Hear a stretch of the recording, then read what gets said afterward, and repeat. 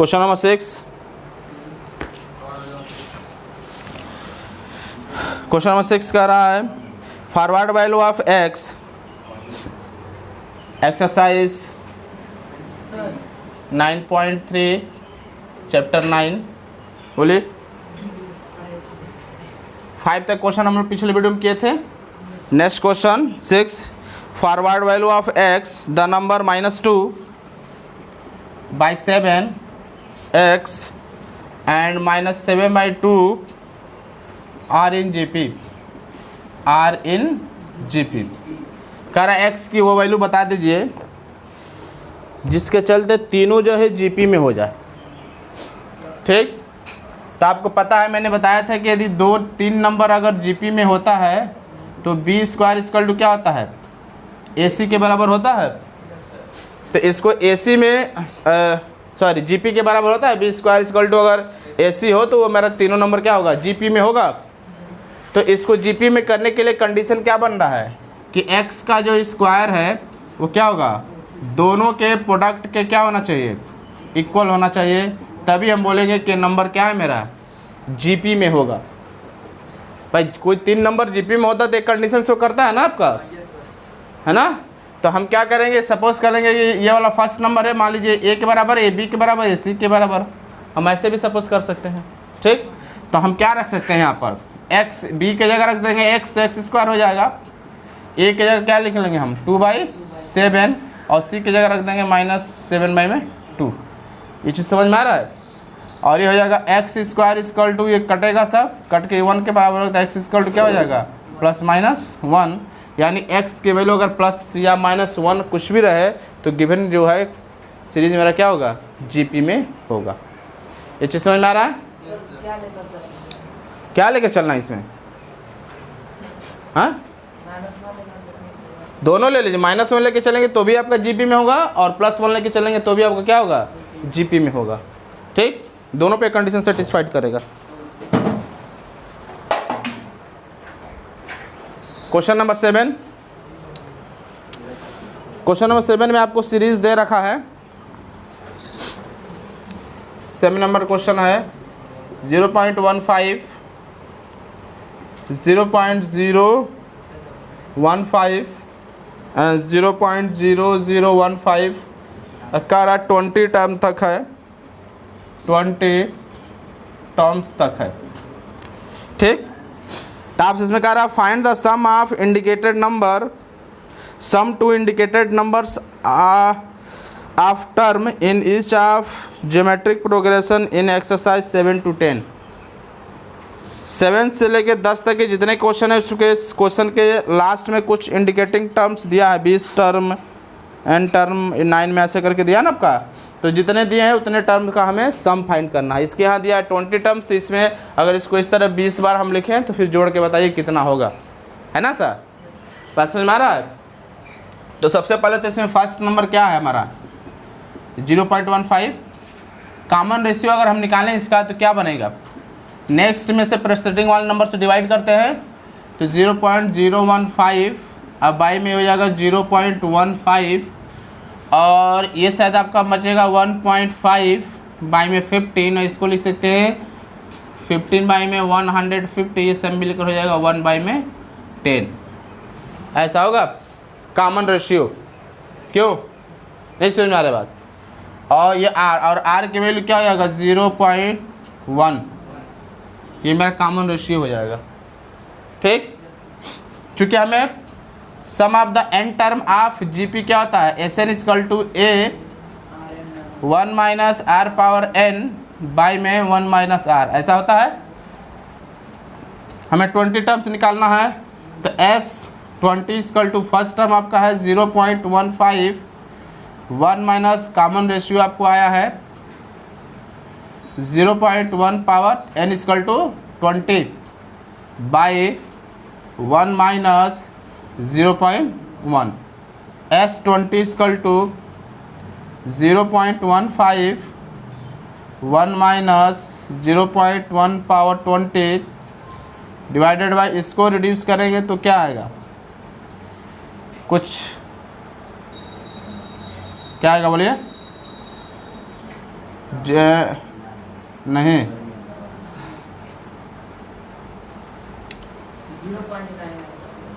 0. तो 0.9 होगा, क्या लिखेंगे यहाँ पर 0.9।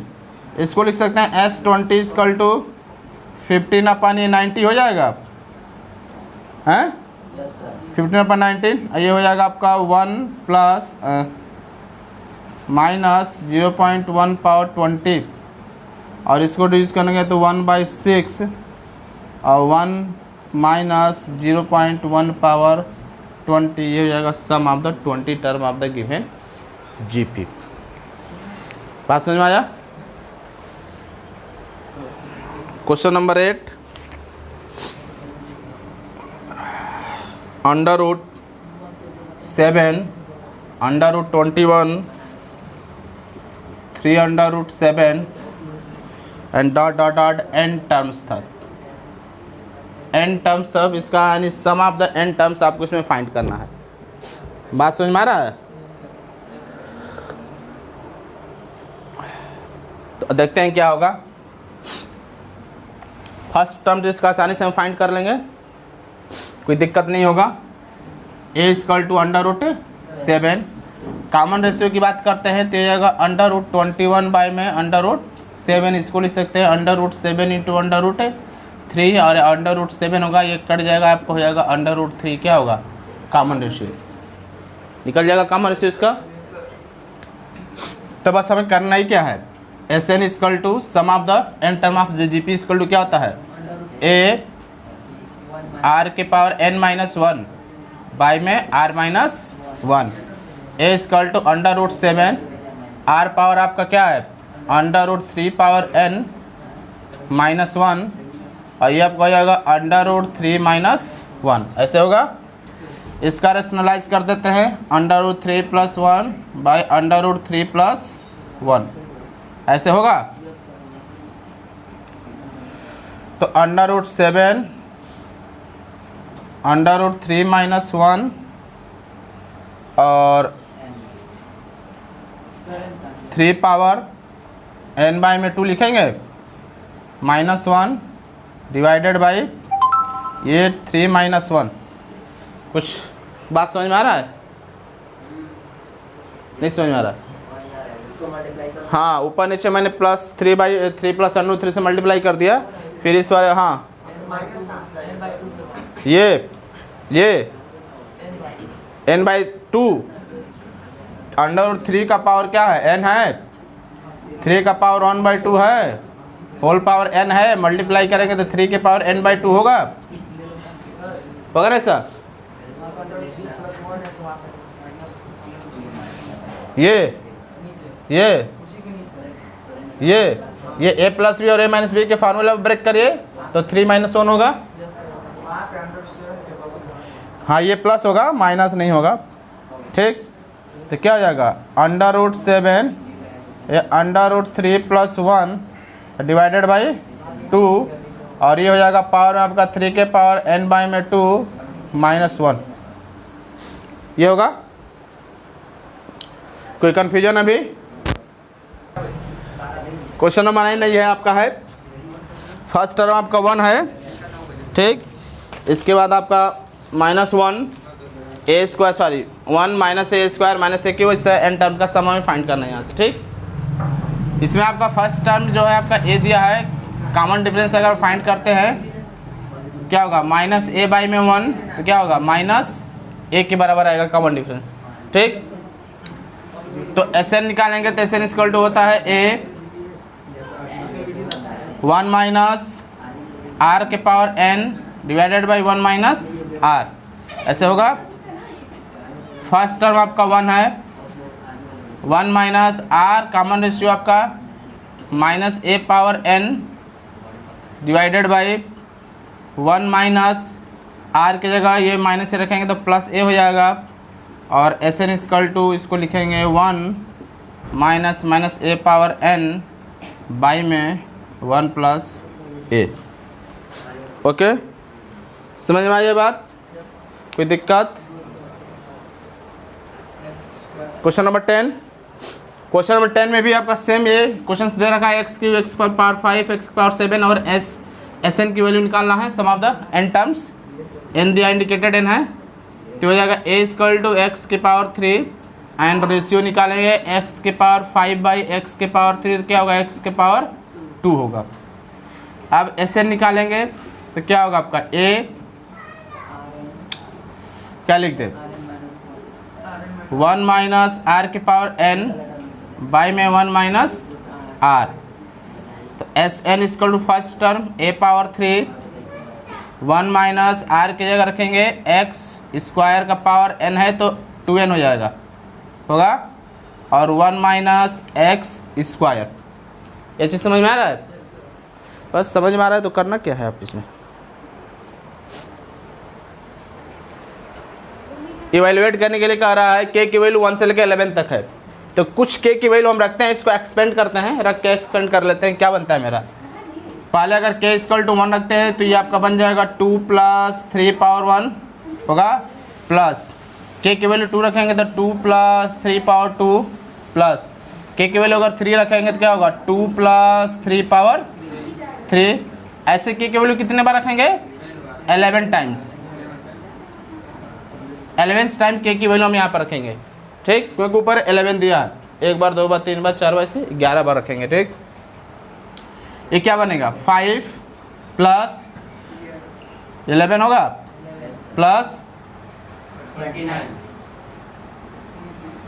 29 प्लस ऐसे हम करके लिख देंगे 11 टाइम्स, ठीक।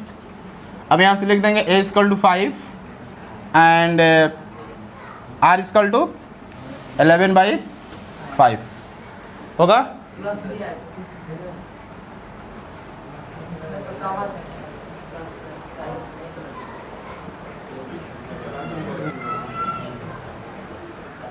देखिए इसको ऐसे मैंने नहीं किया, ऐड करके साफ न करने का क्या रीज़न है, रीज़न यहाँ पर ये दिख रहा है कि देखिए रेशियो इसमें सेम नहीं आ रहा है, यहाँ पर डिवाइड कर रहे हैं तो रेशियो आ रहा है 11 और 5, नेक्स्ट अगर हम डिवाइड कर दो आर की वैल्यू क्या आएगा 29 बाई 11 आएगा, है ना सर।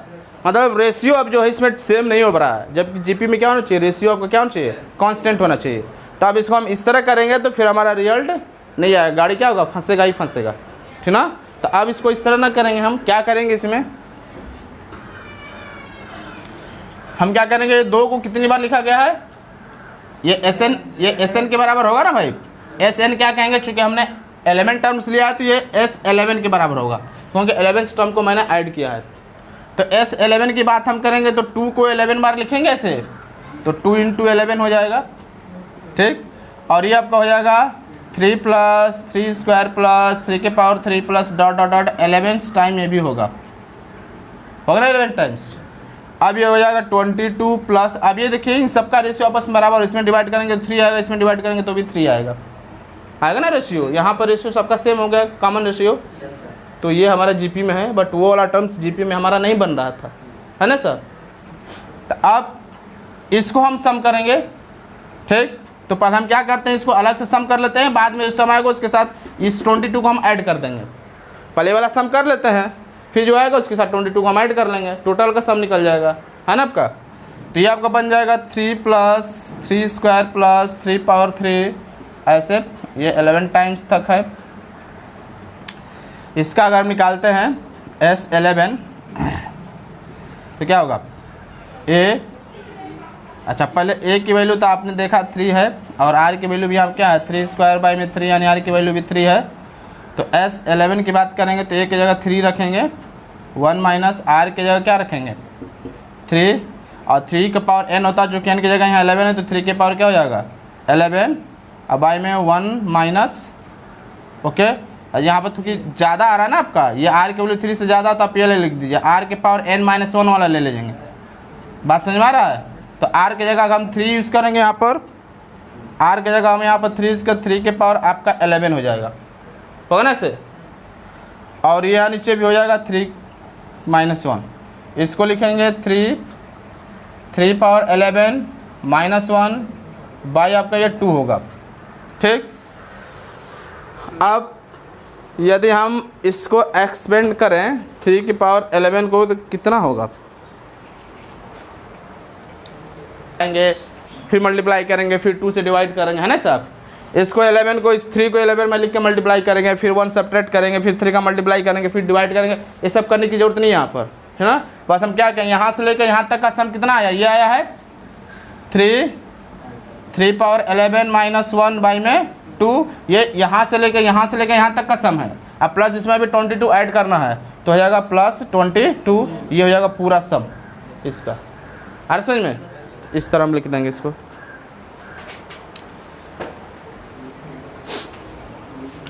क्वेश्चन नंबर 12 में क्या हमें यूज़ करना है, हाँ 12 क्वेश्चन नंबर कह रहा है कि sum of the first 3 terms of GP. 12 का जो है फर्स्ट 3 टर्म जो है जीपी का 39/10 and there product is 1, find the common ratio and the terms find करना है।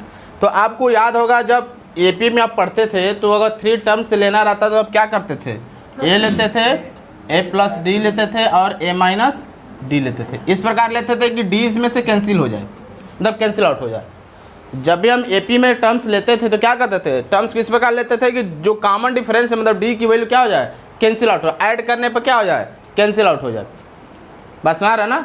तो हम जीपी में कुछ ऐसा ही लॉजिक अपनाएंगे कि 3 हमें अगर टर्म्स लेना है जीपी में तो कुछ ऐसा टर्म्स लेंगे जो तीनों का प्रोडक्ट आपस में क्या हो, कैंसिल आउट हो जाए, मतलब वो आर को कैंसिल आउट कर दे, कॉमन रेशियो को। तो अगर हम एक ए लेते हैं तो दूसरा हो जाएगा ए आर और पीछे वाला हो जाएगा ए बाई में आर, ताकि इन दोनों का प्रोडक्ट करेंगे तो आर आर क्या होगा मेरा, कैंसिल आउट हो जाएगा। इस तरह से 3 टर्म्स हम यहाँ पर जीपी पर लेके चलेंगे। 4 लेना रहेगा तो क्या करेंगे, अगर इधर से हम एक ए आर स्क्वायर करेंगे तो यहाँ पर भी हम क्या लिख देंगे, ए बाई में आर स्क्वायर करेंगे, ताकि आर क्या हो मेरा तक कैंसिल आउट हो जाए, है ना। तो अगर हमें लेना रहता है 3 टर्म्स तो कुछ इस तरह का कंडीशंस हम लेके चलते हैं। तो यहाँ पर हमें 3 टर्म्स लेना है तो हम ले लेंगे जीपी का ए, लेट कर लेंगे कि A R and A by R जो है 3 टर्म्स आर इन जीपी में है, ठीक। जिसका सम आपको दे रखा है इसमें 39/10, A by R plus A R equal to 39/10 होगा, और their product is equal to 1। अब प्रोडक्ट इन सबका 1 दिया है, A by R, A and A R की वैल्यू जो है 1 के बराबर दिया है, तो आर से आर कैंसिल आउट हो जाएगा, ए पावर 3 इक्वल टू 1 होगा, implies that A equal two plus minus 1 बनेगा। अब हम प्लस लेकर भी चलेंगे और माइनस लेकर भी चलेंगे, 2 सीरीज हमें मिलेगा, प्लस वाले पे दूसरा मिलेगा, माइनस वाले पे दूसरा मिलेगा हमें, ठीक। सपोज दैट पहले हम प्लस ही लेके चलते हैं, आर की वैल्यू वहाँ रखेंगे, क्या हो जाएगा, ए की वैल्यू रखेंगे, ए इक्वल टू अगर 1 हो तो ये 1 बाई में R plus 1 plus R equal to 39/10 होगा। क्यों, इस 1 को इधर भेजेंगे तो 1 by R plus R equal to 39/10 minus 1 होगा, और 1 by R plus R equal to 39 minus 10/10 and this will be equal to 29/10, ठीक। 1 by R plus R equal to 29/10 and this can be written as 1 plus r square by r equal to 29/10 and cross multiply you have 10 plus 10 r square, 10 r square is equal to 29 r and this will be equal to 10 r square minus 29 r plus 10 is equal to 0। अब इसका factorise करना है, quadratic equation है ये, है ना, quadratic equation. 10 जा 100 और 10 R square plus 25 R minus 4 R plus 10 equal to 0। Okay, क्या होगा, 5 R 2 R plus what, 2 R plus 5 minus 2 R minus 5 equal to 0। नहीं समझ में आ रहा, ये तो आप 9th से ही पढ़ते आ रहे हैं ना फैक्टर करना। 2r minus 5 and 5r minus 2 equal to 0। अब दो चीज़ का प्रोडक्ट अगर 0 हो, मैंने आपको बताया था कि if a and b equal to 0 तो 3 कंडीशन पॉसिबल है, या तो a इक्वल टू 0 और b equal to 0 or A and B both are equal to 0, तभी प्रोडक्ट 0 हो सकता है। दो चीज़ का प्रोडक्ट 0 होती है, यही 3 कंडीशन पॉसिबल होगा। तो आइदर दिस विल बी 0 और ये 0 होगा, है ना सर। तो हम क्या लिख सकते हैं, 2r minus 5 equal to 0, r equal to 5/2 and क्या 5r minus 2 equal to 0, r equal to 2/5। तो अब r की वैल्यू अगर हम इसमें रखते हैं तो यहाँ से हमें 2 सीरीज मिलेगा। r की वैल्यू एक बार 5/2 रखेंगे तो मिलेगा, एक बार 5 r की वैल्यू वो रखेंगे तो मिलेगा, ठीक।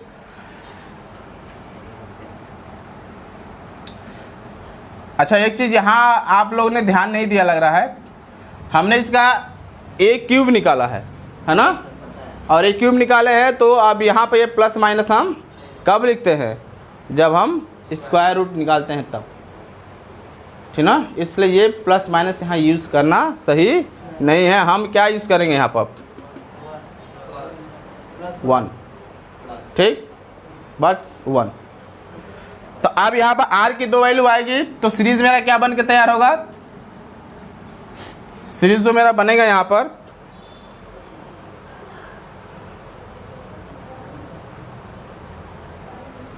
r इक्वल टू a की वैल्यू आपको आया है 1 and r equal to 5/2, a की वैल्यू आपका 1 एंड r की वैल्यू हो जाएगा 1 इंटू 5/2। तो सीरीज बनेगा 2/5, 1 एंड 2/5, 5/2।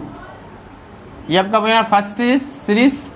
और फिर हम ये 2/5 रखेंगे तो क्या हो जाएगा 1 2/5, 1 एंड 1 इंटू 2/5, तो हो जाएगा 5/2, 1 एंड 2/5। तो ये दोनों क्या होगा आपका, ठीक।